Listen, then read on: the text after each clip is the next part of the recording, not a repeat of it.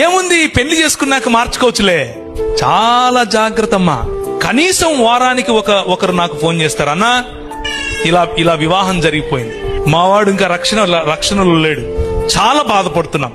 ముఖ్యంగా సహోదరులకు చెప్తున్నా, take a stand my sister. అవతలి వ్యక్తి యేసు ప్రభువును నమ్మి రక్షింపబడినటువంటి విశ్వాసి అయితే తప్ప మీ జీవితాల్లో వారిని అనుమతించకండి.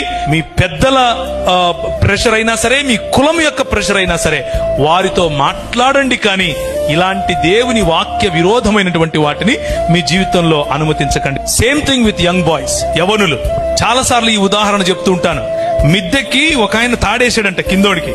ఒరే పట్టుకొని ఎక్కరా అంటున్నాడు. ఎక్కేవాడు గుంజితే పైనోడు పడతాడా, లేకపోతే కిందున్నోడు పైనున్నోడు గుంజితే కిందోడు పైకి వస్తాడా? ఆత్మీయతలో కూడా అంతే. నీ స్థాయి ఏంటి? ఇశ్రాయేలు, నీ భాగ్యం ఎంత గొప్పది, యెహోవా రక్షించిన నీ జీవితం ఎంత గొప్పది. అలాంటిది తీసుకుపోయి నువ్వు ఎవరికి అట్టు పెడుతున్నావు? రాజైనా ఆహాబుతో బియ్యం అందుతావా? యువర్ బిజినెస్ పార్ట్నర్షిప్ ఎవరితో ఉంది? మీరు ఎవరితో బియ్యం అందుతున్నారు? మీ ఇచ్చిపుచ్చుకోవడాలు ఎవరితో ఉన్నాయి?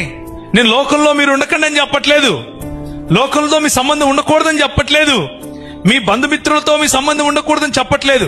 కానీ మీ కుటుంబాలను నియంత్రించేంతగా వారిని లోపలికి రానివద్దు. మీ కుటుంబాన్ని, మీ ఫెయిత్ ను నియంత్రించేంతగా వారి ఇన్ఫ్లుయెన్స్, వారి యొక్క ప్రభావం, అది కులమైనా సరే, అది మతమైనా సరే, అది ప్రాంతమైనా సరే, భాష అయినా సరే, ఏదైనా సరే, బంధువర్గమైనా సరే, let nothing control your faith in the lord Jesus Christ.